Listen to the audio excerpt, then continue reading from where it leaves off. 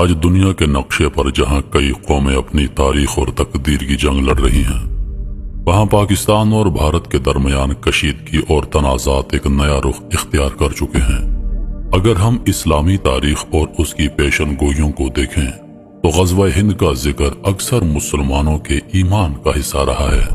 یہ ایک ایسا وقت بتایا گیا تھا جب مسلمان بھارت کی سرزمین پر فتح حاصل کریں گے، اور آج کے حالات میں یہ سوال اٹھتا ہے کہ کیا ہم وہ وقت قریب دیکھ رہے ہیں؟ پاک بھارت کے موجودہ حالات میں جو کشیدگی اور محض آرائی نظر آ رہی ہے، وہ غزوہ ہند کی نشانیوں سے جڑی ہوئی ہو سکتی ہے۔ دونوں ممالک کے درمیان کشمیر کا مسئلہ، سرحدوں پر مسلسل تصادم اور ایٹمی ہتھیاروں کا استعمال، ان سب کا آپس میں ایک گہرا تعلق ہے۔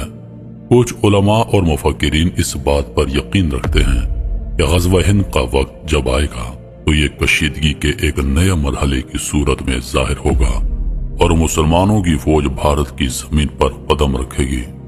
غزوہ ہند کے بارے میں کئی حدیثیں اور اسلامی روایات موجود ہیں جو اس جنگ کی اہمیت اور اس کی تاریخی حقیقت کو بیان کرتی ہیں۔ یہ پیشنگوئیاں مسلمانوں کے ایمان کا حصہ ہیں اور اس میں مسلمانوں کی فتح کی بشارت دی گئی ہے۔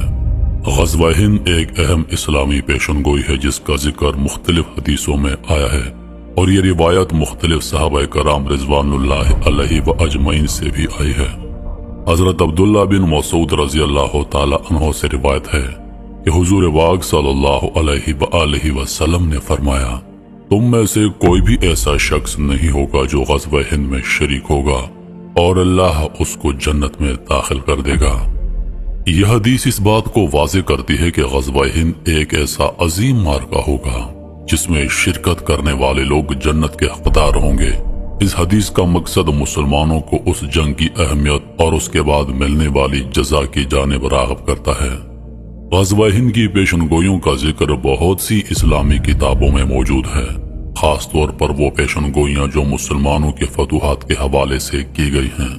غزوہ ہند کے حوالے سے ایک اور حدیث حضرت علی رضی اللہ تعالی عنہ سے مروی ہے، ایک دن تم میں سے گروہ بھارت کی زمین پر جنگ کرے گا اور اللہ ان کو کامیاب کرے گا۔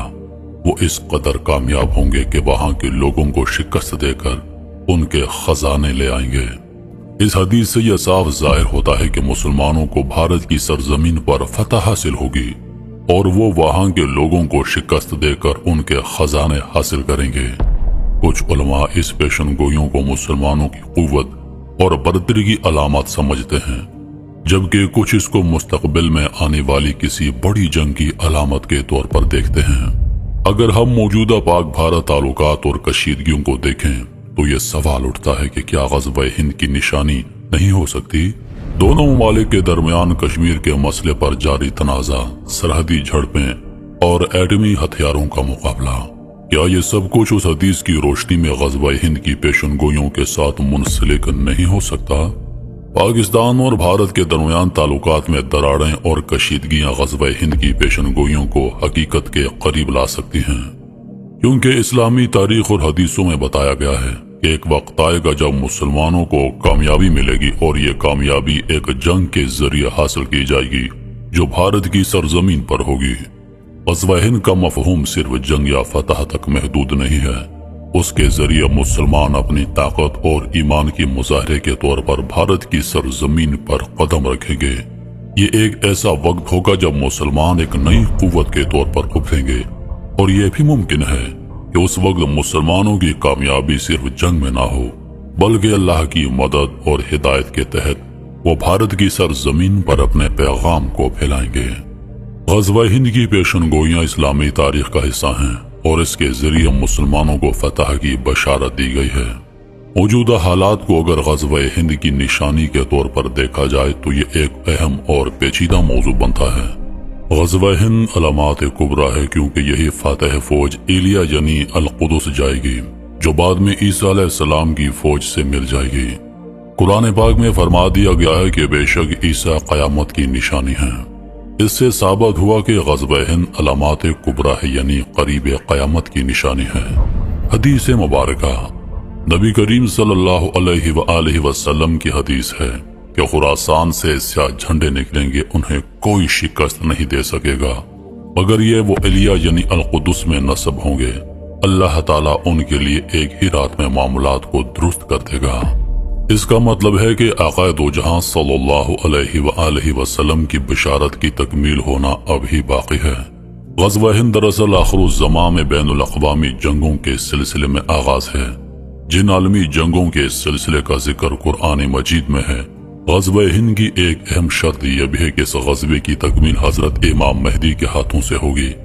اس جنگ کو غزوہ کہنے کی وجہ یہ ہے کہ حضور پاک صلی اللہ علیہ وآلہ وسلم اس جنگ میں حضرت امام مہدی اور امت کی روحانی رہنمائی فرمائیں گے۔